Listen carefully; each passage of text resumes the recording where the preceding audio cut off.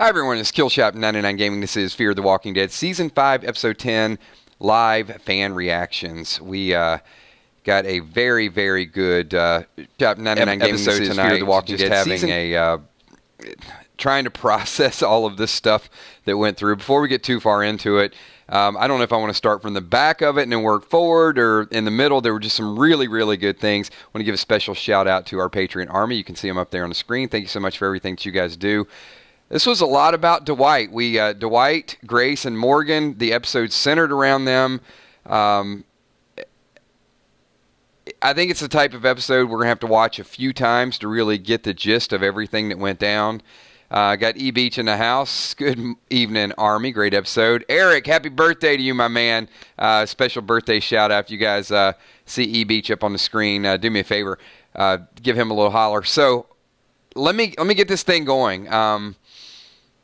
1 to a 10 tonight's episode. I just want to see where you guys stand on it. I know some of you saw it on Friday. We're pretty excited about it. And we're waiting for everybody to watch it to sort of get caught up. So Ellis says, great content with Dwighty. Joey says 10. Joey, do you ever score anything but a 10? Graylin, 28, 10. Chris Rainig, 8. Valar. Hello, 99 Army. Kill Steph. Emmy Kale. Sweet Tommy sponsors patrons, members, and all super chatters. 7, some 7.5, some 9s, some 8. I'm going to give it an 8.5, and I'm going to try to positively impact some of your numbers that are below an 8. Tom Ferreira says, sorry for not being in the streams lately. I've been working a series at the moment. Well, hey, Tom, good to have you back. Glad to see you here. So we're getting our crew here. I think we're getting closer and closer to the Walking Dead TV show, so more people are starting to end of the summer, I guess. Solid 8.5, says Matt Perkey. I'm right there with you. I have to tell you, I felt something at the end. I know the speeches. Look, I'm not saying it's like Rick and Michonne level or Glenn and Maggie level, but Morgan has this attachment to his family. He's afraid to fall, and Grace has something to live for. This is very tragic, and I could probably spend a good portion of tonight's episode. We'll talk about this tomorrow night. Very tragic how one person Morgan found his happiness in a moment, and Grace has a reason to live, and he broke her heart. I mean, he absolutely broke her heart. So I want to get your thoughts on that. So tonight's episode, some really good stuff. If you had one thing to react to, what's the most shocking moment in tonight? I mean, there were some good things. The moments with Chuck, Dwighty boy not resorting to his old ways. Dang it, Momo. Man Bun says, I haven't seen that much smiling in a Fear episode. Yeah, and Morgan's a very serious person.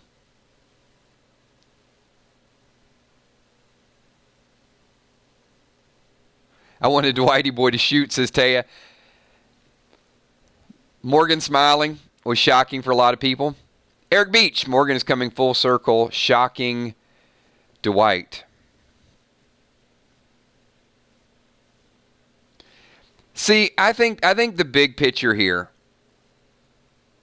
Chris Rang says, I don't get why Morgan would leave Grace. I mean, Chris, I struggled with that as well.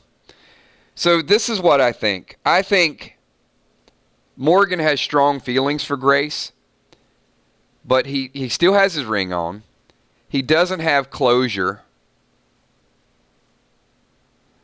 And I think he needs closure before he can take that next step. And the problem's going to be, I don't think he's going to get to take that next step.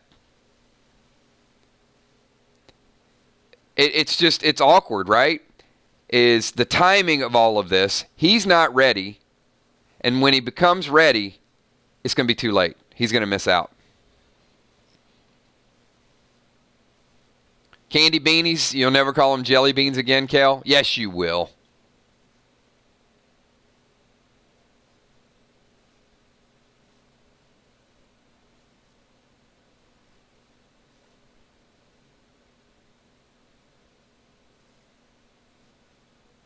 Leanne Gash says she's dying. He doesn't want to get close and lose her. It's a good point. He's already lost. Well, I have to say this, though. If that's the reason, that's selfish, Leanne, and that's the wrong way to go about this. I mean, she's holding on, and you look, she just slowed down the 210 words a minute to start to enjoy life. She brought 2 peanut butter bars for him and her, and he just threw it away. I mean, if it's because of the attachment to Jenny, I get it. But if it's because she's going to die and he, sometimes you got to do things for other people. I got a super chat up in here, so let me get to that. We got Catface Killer. Got a sick kiddo tonight, so I can't join the conversation, but I miss the 999 Army. Have a great stream. Thank you. Miss you too. Get your kid well. Get back in here. But thoughts and prayers to family, and definitely get well soon, Catface Killer, and your child, the family as well.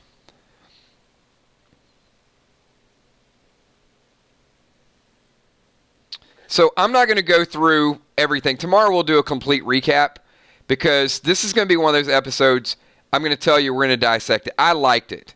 Well, let me start with Dwight. I like Dwight not loading the gun. He intentionally took the bullets out of the gun. He tricked them. He wanted someone to follow him. He stopped in the middle of the road. He set the whole thing up nicely. Dwight is not afraid. And you could see, and I don't know what this guy's name is, the bully. But question I have. We'll talk about, I guess, the moral. I don't feel like, I feel like the show's going to start to take a turn here. They're doing all these things, and there's a certain balance in the world of Fear the Walking Dead. On one hand, we have Chuck, right?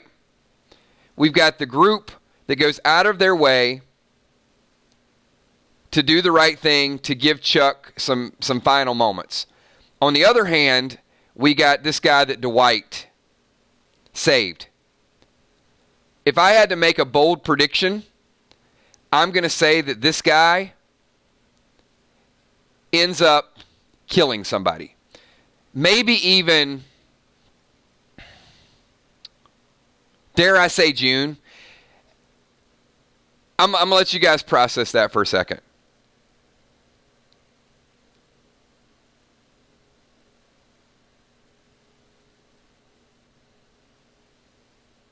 Not just that I want June to die because of a side bet, but I think we're going to tell 2 stories. And I think on one side of it, there is good in people, and there is a reason to help. But on the other side, you can't just cookie cut everything and say, well, what works with one person works for another. So if Dwight let this guy go and he's starting to say, hey, see, we're doing things right. We're doing things right. I gave him another chance. And that guy gets another chance and takes that opportunity and kills one of the group, then Dwight's going to question these decisions and these methods. And I do think that's the type of thing that keeps Fear the Walking Dead and the Walking Dead universe balanced. Or, as Jesus says here, I think that guy will kill Sherry. Wow, can you imagine that? When he was talking about Sherry and said, hey, maybe I'll run into her. Would that be like the ultimate irony? Dwight lets him go. He runs into Sherry, kills Sherry, and then Sherry would still be alive if Dwight wouldn't have let him go. That would change Dwight's whole perspective, probably back to Savior's mode.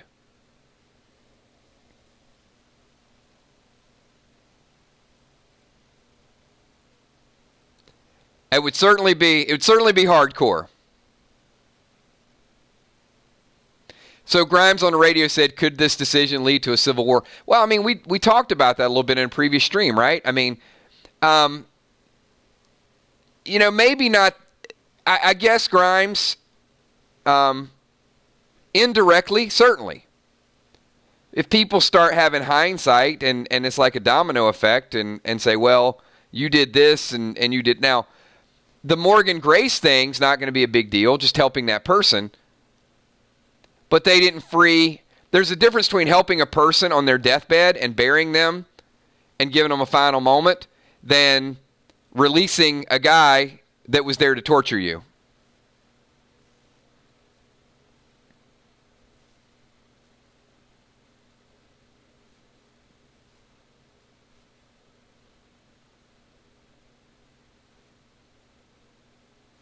So we had a couple more comments in this. Remember, tonight is just straight reaction videos. We're going to do a complete breakdown tomorrow night. We got a ton of people here. Everybody do me a favor. If you enjoy our chats during the week, you like hanging out with us, do me a favor. Give this video a thumbs up.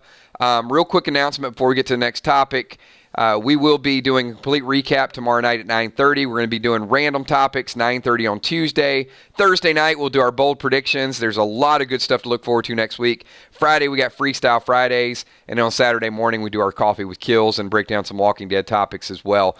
So it's going to be an action-packed week. And as you guys know, you get a chance to win some Kills coins during the week and use those on Freestyle Friday. So just tune in every night, and you'll know exactly what we're talking about. The rest of the group had a night off tonight, but because this episode was so deep, I wouldn't say it's a filler episode. Once again, I'd say it's a transition episode.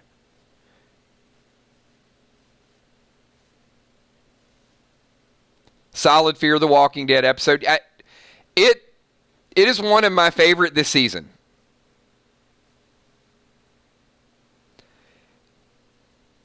So the big Let's see. There were several. But I'm going to give away a Kills coin tonight to the first person that can tell me the big Walking Dead coincidence. There was a very, very big... There were a couple, but there's one that I'm thinking of. They do it every week. They get that... The obvious thing that's going to happen happens, and then it ties into something else.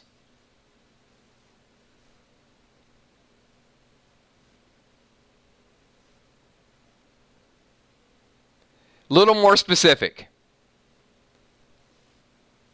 But I'm going to go with Kel, go ahead and give it to Mariah Campese. She's on the right track. It is the RC car. So the little radio-controlled car, a couple things. One, it had a it got stuck. It hesitated. That was one. And it was also tied in to the Smile and the Morgan storyline. Now, the fact that they just happened to find the keys as well, that was that there were 3 or 4 things. There were 3 or 4, but it wasn't as bad. And there was a Morgan Gray speech, but the speeches are getting shorter. Like a couple episodes ago, that speech, we would have been rolling our eyes saying, oh no, not another Morgan speech. And the reason I thought this one was better is I felt all throughout this episode there was a bond forming with Grace and Morgan. Like, we saw it happening before, but it was much, much stronger in this episode. And, they kind of even both gave each other that, that Connie Daryl look when they were at the generator. And then you just kind of knew that this is going to be a strong relationship. What I found probably the most moving, at first it was, I got to be honest, it was a slight bit annoying when they went through all that trouble to get to urgent care. And then she goes, no, I don't want to know. I'm thinking like, really? Really? We did all this stuff. We watched the whole episode. Now you don't want to go? And I'm thinking like, hang on, there's got to be a little bit more to that. But the reason I liked it is Grace thought she was appreciating life, and she was trying to pack as much into a short period of time as possible, right? Pad Thai and listening to audiobooks faster and faster and faster. And then her and Morgan had this connection where she knew it was a real connection. And then what happens? She slows down the music or slows down the audiobook because she thinks she has more time. Then she doesn't want to know her fate because she wants to enjoy the time she has left and live. And that seems strong until Morgan just pissed all over it. And I'm sorry, Morgan. I know you got some baggage. I know you got some stuff to deal with. But this person wants a partner for however long they have left. What's more ironic is, and this is the struggle that I have with Morgan, and I'm not going to let him off the hook. And we'll dig into this tomorrow.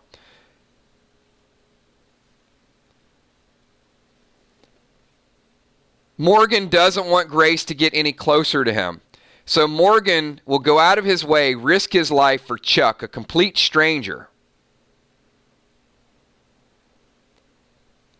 But then a person who has a connection that you're growing closer to will not even give them the hope. So I don't know. I'm struggling with this. I'm struggling with that part of the story, and I know it's big, and I guess the reason and it's not I don't like it. It's very real and it's very poignant, and I think that's why I'm struggling with it. So that means I'm emotionally attached to it. I like it. I don't think it's bad writing. I think it's very real writing, and it bothers me. And I think I needed to be bothered by something on Fear the Walking Dead. You guys catch what I'm saying here? Does that make sense? You know, we asked last week, like, if this person dies or that person dies, would it bother you?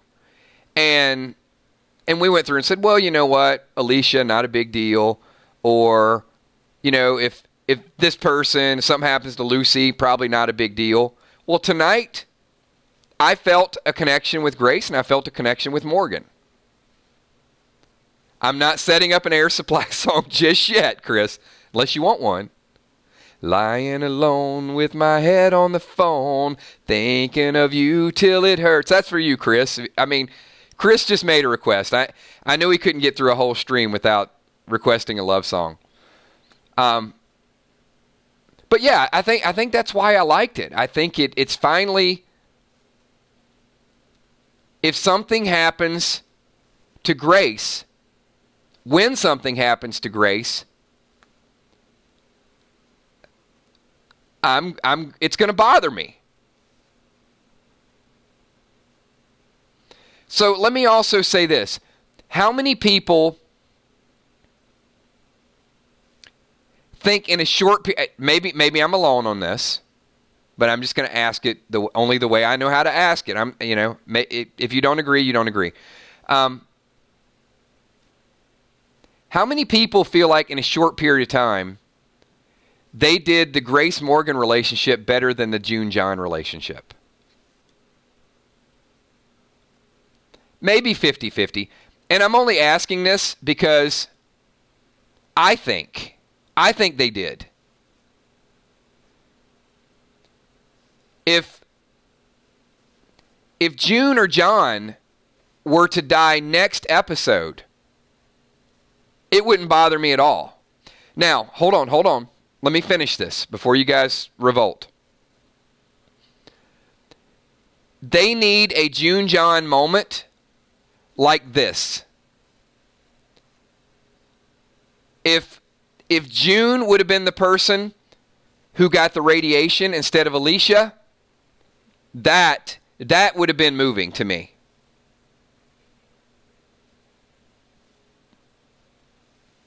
So I don't know how it's going to play out. And the fear that I have is because we just saw this done very, very well, that if they don't do it like amazingly, it's going to be lessened because we just saw great acting, we saw great writing.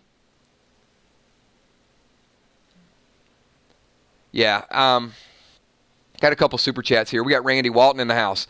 Morgan is that white horse in Grace's story. When she reached out to touch it, it turned away. Morgan is a wild horse still. That's pretty deep. Eric Beach, kills the show, feels like it's moving forward. Well, I got to tell you, if you don't get a chance to watch the whole episode, watch Karen David, watch the acting, look at the look on her face, the single tear running down the left side of her face. How it was great. I mean, her excitement, like, I got these for the road, and the way Morgan reacted, like he didn't know what to say. Dare I say, some of the best acting on Fear the Walking Dead. Even if you didn't totally love this episode, if you take that one scene, I thought it was amazing. And I've seen some on Walking Dead, some scenes that were supposed to be very emotional that just didn't come across, just didn't nail it, and I thought this nailed it. I'm being dead serious. Watch it again. Watch how choked up she gets. It was incredible.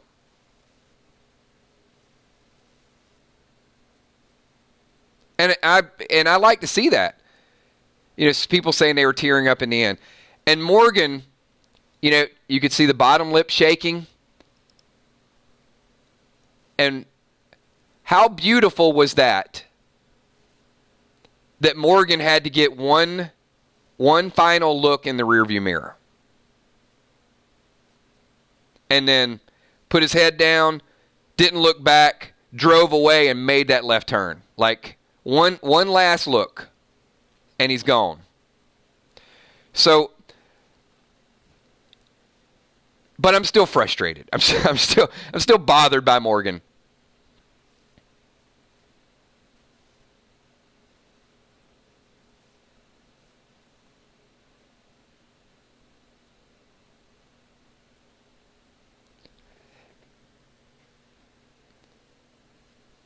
So, we had good action and adventure tonight. We had good... I needed the emotional journey tonight. I needed the parallel between Chuck getting his final wishes and Dwight not going full savior mode. And ladies and gentlemen, I think we have the start of a brand new villain. Whoever this guy is that Dwight let go,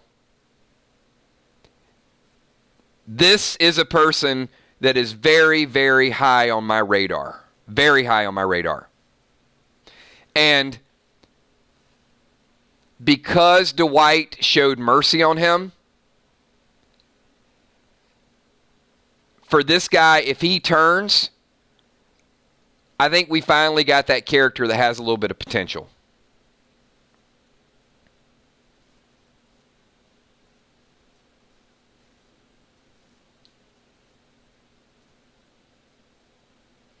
And one of the things we talked about during the week as well is because Fear the Walking Dead has a lot of those kind of comic relief moments.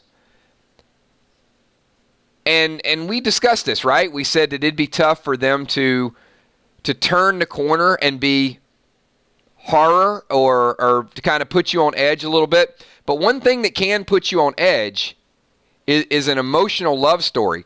So to me, what it looks like they've done is instead of going from semi-serious, a little bit of humor, to dark and twisted, it looks like the relationships are the stopping point in the middle.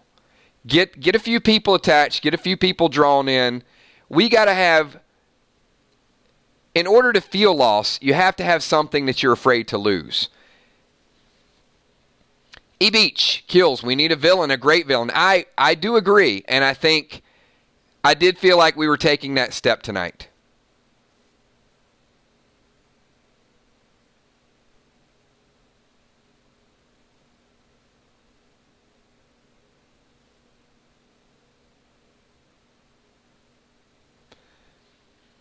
That's a good point. Heart of Nixie says, the other guy could have had some second thoughts because he doesn't trust Logan's intentions.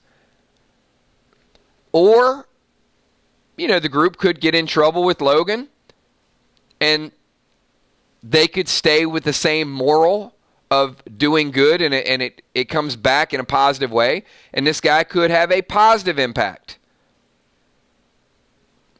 Certainly viable. I don't think it would be as much fun. I think it'd be a lot of fun because, look, we know Sherry's not coming back long term. I think it'd just be a lot more fun if this dude runs into Sherry and kills Sherry. Just to see what it would do to Dwight.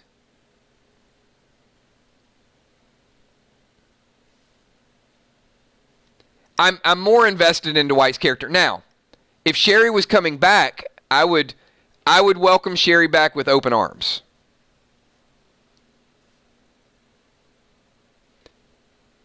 But don't think it's going to happen.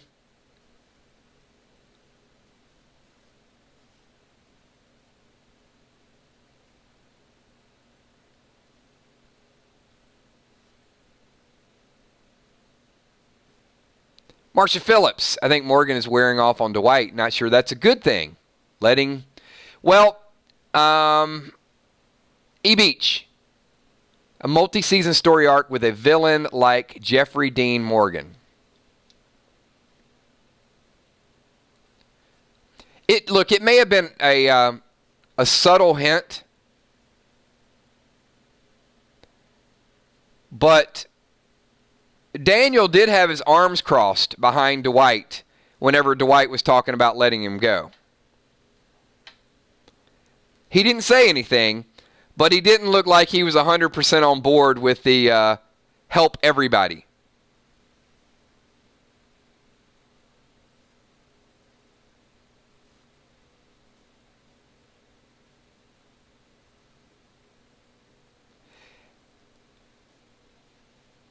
And you know what?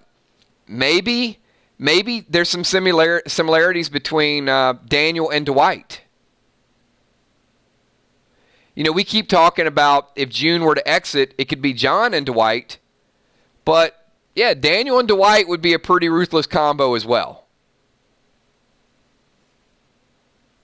Movie Star says Dwight still has a lot of bad karma to pay for.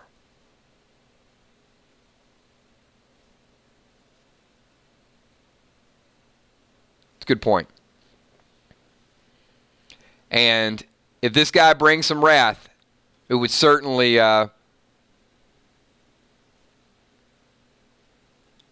be paying back that bad karma. E-Beat says, Kills, give us a prediction on the villain.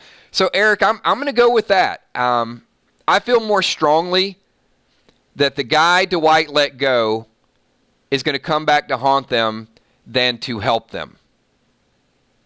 So my bold prediction would be, just based on the way tonight's episode played out, Chuck, Grace, Morgan, good scene.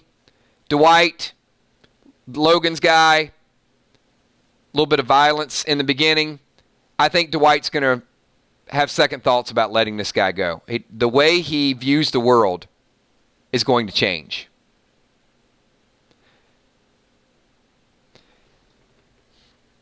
And I'll tell you why, Eric. When Dwight brought the bottle of water to Morgan, the case of water, and they were having a little bit of a sidebar, how many people here felt like Dwight was trying to convince Morgan to be a little bit more like Negan? Maybe not like Negan, but he was almost questioning his view of helping people. Did you guys kind of get that vibe? And then Morgan took the role and said, hey, I know where we came from. I entrusted you. And then Dwight kind of calmed it down a little bit. And Dwight still looked like he was going to shoot him, but looked down and saw, Sherry's note basically saved this guy. I think Dwight was going to pull the trigger, and he looked down and saw, find something worth living for. Randy Walden, season 4, had so much promise, but I'm not looking forward to a multi-season villain or on Fear. I'm ready for Fear to step up or merge with The Walking Dead. Well, Randy, we are going to have season 6. So if they develop something this season that carries over, but who knows? It looks like several people might be wanting to go different directions, but I know a civil war is something that has been talked about, the group splitting up. And the group is getting bigger, fast, like really fast. So one more question, we'll wind the stream down. And I just found this really interesting because we talked about it. So we said that in order for Fear the Walking Dead to start killing people, that they needed to do what? I'm just going to ask the question, make sure you guys are in tune with my line of thinking here.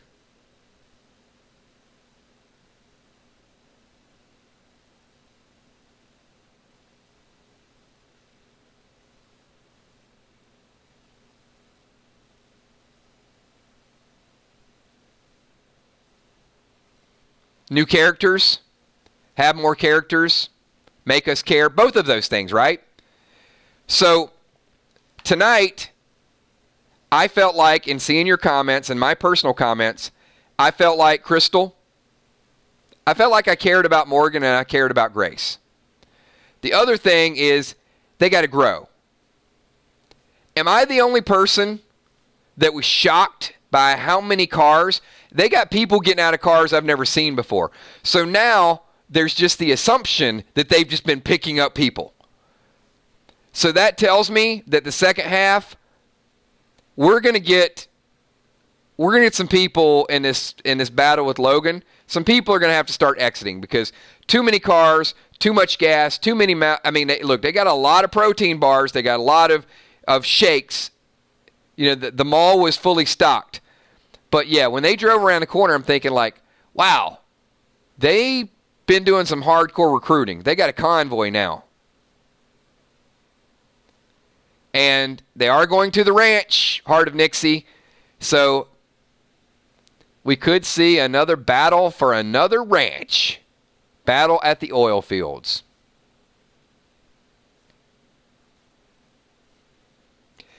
And on that note, everybody, we're about 35 minutes, so we like to keep our reactions a little bit lower because they're later. I know you guys got to get up. Everybody's got a lot of stuff to do tomorrow. I'm going to ask, think about during the day, just give this a little bit more thought. If you don't get a chance to watch the whole episode again, watch a few scenes, especially the Morgan Gray scene, because we're going to break that down tomorrow. So tomorrow at 9:30, we're going to do Fear the Walking Dead, episode 10, complete recap. So we'll go scene by scene, talk about some of the most moving things, some of the most shocking things, and I look forward to seeing each and every one of you tomorrow night at 9:30. Once again, give this video a thumbs up if you like what we do, and I look forward to seeing everybody tomorrow night at 9:30. Have a good night. Peace.